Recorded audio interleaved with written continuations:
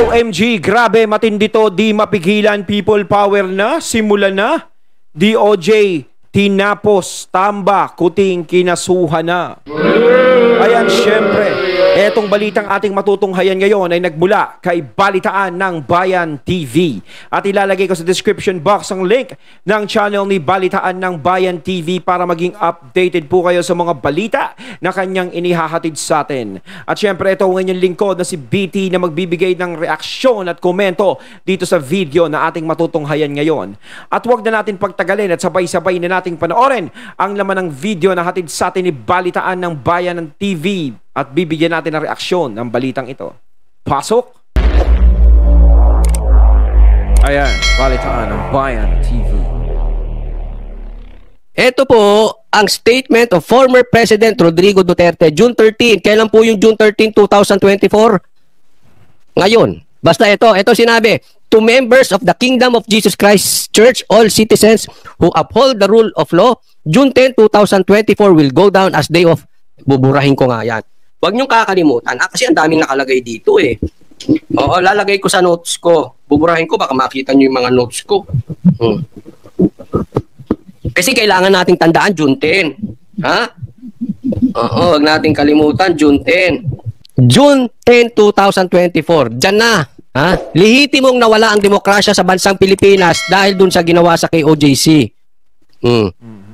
Heavily armed battalions of the Philippine National Police Special Action Force and the Criminal Investigation and CIDG raided various church compounds in Barangay Buhangin and Tamayong, Davao City. Grabe, nakikita mo sa picture, no?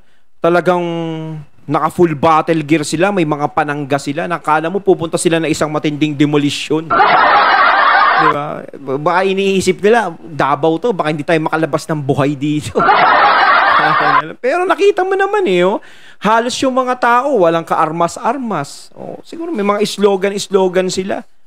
'Di ba? Hindi naman ganyan kagulo. Wala namang may sumpak diyan, wala namang may ano diyan para 'di ba? Wala namang mangyayari. Parang ito is parang ipinapakita na dadaanin namin kayo sa lakas. Nakikita nyo ngayon ang lakas ng puwersa namin at sinabi nga, di ba, ni Tatay Digong noon, ulitin natin, na, atin ng mga kapulisan, parang dito, is pinapakita nila na, hindi lahat ng kapulisan sa'yo. Eto, nakikita, parang gano'n. Ano to, parang sindakan no? Glory Mountain in Quezon's Baptismal Resort, Samal Island, and Kitbog Compound. Ayan yung mga, hindi ko nababasahin lahat. Except for the over-publicized arrest warrants, the raiders did not present any search warrant in all of the church properties raided by the law enforcement agencies. This is a clear violation of the law. It was an overkill in any language. I think, Tatay Digong, it's just not an overkill. It's illegal. Yan po ang sinabi ni Atty. Torion. Tandaan nyo po, except for the over-publicized arrest warrants, the raiders did not present any search warrant. Wala pong search warrant. Kaya hindi ka pwedeng manghalungkat doon. Ang meron po sila, warrant of arrest, dapat hulihin. Kaya tama yun.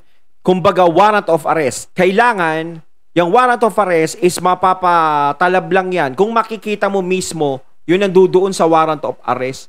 Kumbaga, ihahain mo sa kanya yan Hindi ka pwedeng maghalungkat o maghalughog o manira ng mga property para makapasok ka dyan kung warrant of arrest lang ang dala mo. Kung meron kang search warrant, ayan pwede. Pwede mong gawin kung ano ang gusto mong gawin. Pwede mong pasukin ang puwersahan yan kung ayaw ka nilang papasukin. Diba? Pwede kang maghalughog kahit yung kusina nila, yung refrigerator nila, kung ano pagkain nila dyan, pwede mong halukan. Pero pag arrest warrant talaga is wala talaga. Hindi talaga yun. Hindi talaga effective yung mga gano'n na maghahalungkat-halungkat ka dyan o papasok ka dyan. Pwede kang makasuhan nga dyan ng trespassing. Diba? Kasi ang warrant of arrest, kailangan maihain mo yan dun sa tao. Kung makikita mo ba yung taong nandoon. Diba? Kung nandoon, dun mo ibibigay. Kung matsyempohan nila. Diba? Nakikita natin sa mga video, yung may mga warrant of arrest, saktong-sakto nandoon yung tao. sabay dinadala nila. Kasi ang search warrant, warrant of arrest, magkaiba yan eh. Di ba? Galit na po si Tatay Digong dito, ha? While I am saddened to do this, given my personal and in the past official support for the police and armed forces of the Philippines, my duties as administrator of church properties demand that I take legal and appropriate action. Nako, delikado. Dahil daw sa kanyang pagiging malapit at kaibigan ng mga pulis, pero siya po na ang administrator ng simbahang KOJC, kailangan na niyang gawin ito. Ano yan? Ano yun? Legal and appropriate action. Ano pa yan? Di magdidemanda na si Tatay Digong. Ay, yan. Nako, yari kayo. In line with this, I have ordered, not only, kanino ka nag-order, Tatay Digong? Kay Chis Escudero, yung bago nating waiter. I have ordered not only the preparation of affidavits of all members aggrieved and traumatized by the said unfortunate incident, but also an inventory of church properties destroyed as a consequence. Ayan. Kinukuha na daw niya. Yung mga ebidensya, pinapakuha niya na. Yung mga na-traumatize, mga nasaktan, at pati yung mga sinira netong mga SAF na ito. Grabe, no? Huwag pong kakalimutan sa history. June 10, nawala na ang ating demokrasya. Tila tayo ay nasa silent martial law na. Ganyan po katindi. It is nakaka-alarma naman yung ganun. Silent martial law. Mali naman kung merong ganun. Diba parang tatanggalan ng demokrasya ang ating bansa. Diba? Imbis na ipakita natin sa mga tao na open kayo, magsalita, bahala kayo, diba? Dapat ganun eh. Karapatan kasi natin mag-voice out kung ano yung mga nasa loob natin, kung ano yung nangyayari ngayon. 'Di ba? Mas maganda na nga yung nakakatanggap ang administrasyon, ang gobyerno ng mga critics ng tao para nalalaman nila kung ano yung nagiging kakulangan nila. 'Di ba? Hindi naman kasi pwedeng sila lang lagi yung masusunod. 'Di ba? Hindi ko naman sinasabi na masunod yung mga tao, pero mas maganda yung nadidinig yung hinaing ng mga tao. Kung ano yung nasa puso nila. Na meron na ba silang nagagawang hindi maganda sa tingin ng taong bayan sa kanila. Diba? Mas nalalaman, yung mali, maitatama pa nila. Kaso kung talagang ganyan na tatanggalan ng demokrasya, ayaw nilang marinig kung ano man yung sasabihin na hindi maganda o anong mga tao, is mali yun. Hindi naman pwedeng lagi na lang kailangan maganda ang sasabihin, maganda ang sasabihin. Kaplastikan yung ganun. Walang kahit sinong tao na perpekto. Kailangan madinig mo kung ano yung pagkakamali mo para yun ang maitama mo. Kasi kung alam naman ng mga tao na tama yung ginagawa mo, is wala kang maririnig na salita sa kanila. Ay, meron pa rin. Meron pa rin pala. Yung pag gumagawa ka ng tama, makakarinig ka ng salita doon sa mga taong ayaw kang gumawa ng tama. It's incumbent not only upon the church but also upon officers of the law to take appropriate action considering that the said trespass was beamed by social media all over the world and thus sent the wrong signal that this country has become a police state with no respect for the law and religious institutions. Ito po yan. Punahin ko muna, ha? Etong lintik na mga mainstream media kayo. Wala kayong pinauulit-ulit. Kayong mga tinatawag nyong political analyst. Kayo. Wala kayong inulit-ulit sabihin kung hindi ang pambabomba ng SMNI ay ng KOJC dyan sa mga pulis. Pero hindi nyo binabalita, hindi nyo ina-analyze yung mga nasaktang bata, yung mga nasaktang minor de edad, yung mga nasaktang babae. Paano mo tatawagin yung sarili mong political analyst kung hindi ka balanse? Kasi tandaan nyo po, doon sa words mismo, political analyst, lintik na yung mga political analyst sa mga kampo ng dilawan na yan. Political analyst, ibig sabihin, ina-analyze mo ang nangyayari sa politika. Alam mong nangyayari sa iyo, kayo mga lintik na tinatawag nyo sarili ninyong political analyst, ha? Mga ano kayo, mga political sulsul. Sinusulsulan ninyo, etong Marcos, kayo kasi etong mga dilawan tong political analyst, sinusulsulan nyo ang Marcos. Kinakampihan nyo Marcos dahil tae na kayo sa harapan ng Duterte. Talo kayo ng Duterte. Kumbaga wala na silang pupuntahan eh. Saan pa sila pupunta? Dapat talaga ibinabalita talaga nila yung mula umpisa kung ano ba yung nangyari, kung talagang ano yung dahilan, hanggang sa katapusan. 'Di ba? Ang problema sa kanila kung ano lang yung parang lumalabas dito, kung ano lang yung masamang ginawa do sa KOJC is yun ang babalita nila. Nung may binambomba sila ng ganun. Pero hindi nga naman nila sinabi kung ano yung nangyari dun sa mga tao. Kung ano ba ang dahilan kung bakit nagkaroon ng ganun. Kung bakit umalma yung mga tao ng ganun. Dapat ina-analyze yun yung nangyari. Kaya nga political analyst, paano mong ina-analyze ang isang nangyari? Nakita mo yung binomba. Kami nga sa SMNI nagtatawanan eh. Alam mo yung binomba ng SMNI ay ng KOJC sinasabi pataas. At ang tinamaan pa, yung mga members ng KOJC. Kaya nga nagtatawanan eh. Babasain nyo po pala kami. Hindi nyo pa kami pinagdala ng sabon. Tingnan nyo ha. Kita nyo, no, bumomba sila, no, pataas, no, hindi naman pa harap dun sa ano. Tapos si binalita ganun, binomba sila ng tubig. Nako. Hindi po talaga bayolente yung mga taga KOJC. Yung nambomba ng tubig, mga taga KOJC pa yung nabasa. Anong kapal ng mukha mo para pumayag ka? Ikaw, hindi na kita papangalanan, basta ganyan ka. Ikaw political analyst kang tinatawag mo yung sarili mo. Hindi ka naman marunong mag-analyze. Sino yun? Ba't wala kayong komento doon sa mga babaeng nasaktan? Ba't wala kayong komento doon sa mga batang nasaktan? Political analyst kayo po eh. Tuloy tayo. Tapos irespeto naman sa reliyon. Pag yung reliyon nyo binabastos, nagagalit kayo. Diba? Asan ang puso ng bayan ito? Tuloy tayo. While the damage has been done, the opportunity is there to rectify the errors brought about by trampling of basic rights in the conduct of the illegal raid by granting the reliefs and legal remedies provided by law. It is unfortunate that the obsession of this administration to demonize Pastor Kibuloy even before he could be convicted by a court of law is a clear maneuver to divert attention from the deepening crisis spawned by corruption, incompetence, and abuse of authority. Ito, totoo sinabi ni Tatay Digong. Hindi ko maintindihan bakit itong administrasyon na ito ay obsessed. Itong ginamit ng word dito ni PRRD. Obsessed kayo kay Pastor Kibuloy. Ang daming problema ng taong bayan. Ang daming gutom ng taong bayan. Obsessed kayo kay Pastor Kibuloy. Crush mo, Risa Ontiveros? Crush nyo si Pastor Kibuloy? Tamba? Ano, bakla ba kayo? Crush nyo? Ayaw talaga nilang tigilan kasi nga syempre supporter ni Duterte yan. Hindi lang basta-basta supporter. Is talagang dikit talaga ni FPRRD. Sa nangyayari kasi ngayon talaga kung sino ang dikit ni FPRRD, yun talaga ang maaapektuhan eh. 'Di ba yung mga taong nakaikot sa kanya.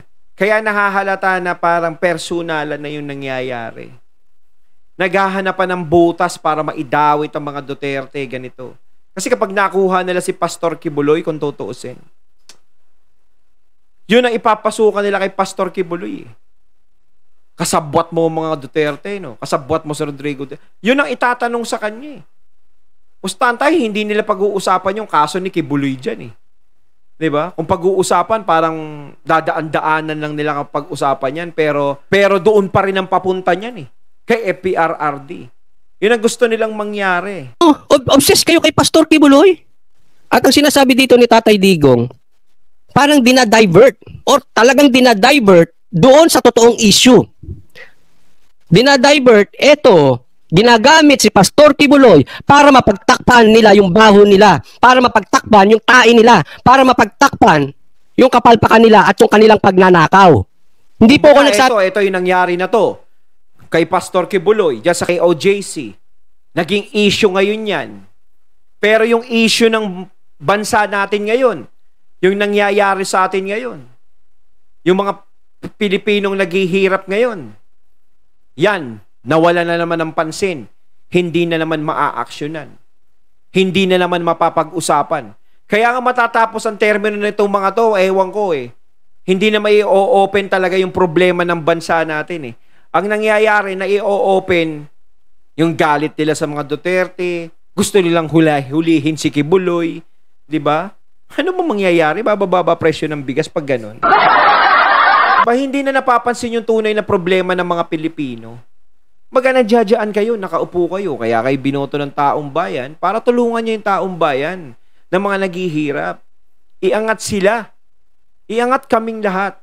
'di ba? Sa pagkakalugmok. Kaso eto nalulugmok na kami, iba pa rin yung inaasikaso nyo. Iba yung pinagkakaabalahan nyo. 'Di ba? Nakakalimutan na yung mga tao. Sabi niyan si Tatay Digong, eto, para mapagtakpan yung corruption, yung kanilang incompetence, yung kanilang pagiging walang silbi at pagiging weak. At yung pagiging abuso, mapang-abuso. Ulitin ko, ini-explain ko lang po si Tatay Digong nagsabi niyan. Kaya tigil-tigilan ninyo yung paggamit ninyo sa isang pastor. Tigil-tigilan nyo kasi may karma po yan. Tigil-tigilan nyo yung paggamit sa isang religion.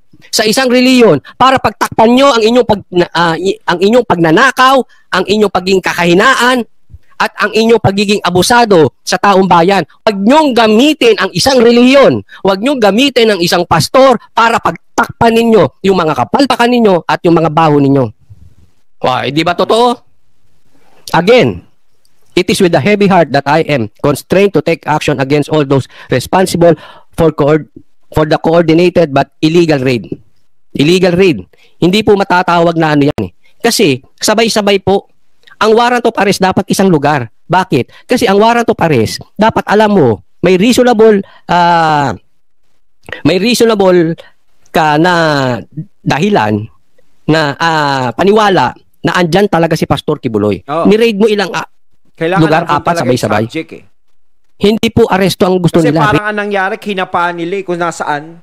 'Di ba? Puntahan natin dito, baka nandito. Hindi, baka nandoon sa kabila. Puntahan niyo na rin sa kabila. Hindi, nandoon sa isa 'yon. Parang gano'n Hindi kayo nakakasigurado. Kailangan kasi bago mo i-serve ang warrant of arrest, kailangan sigurado ka nandoon yung tao. 'Di ba? Raid. Raid na po ang tawag dyan. Yan yung sinasabi ni Tatay Digong dito. At masama ang kanyang loob.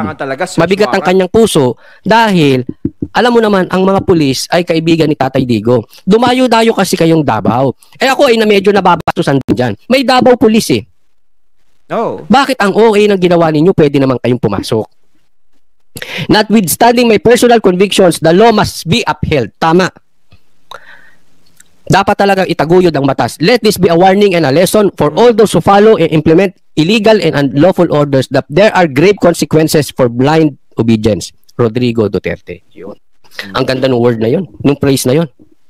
There are grave consequences for blind obedience. Diinan natin. Blind obedience. Alam ni FPRRD yan kasi abogado si FPRRD. Blind obedience. Blind obedience. Kasi hindi kayo dapat sunod lang ng sunod.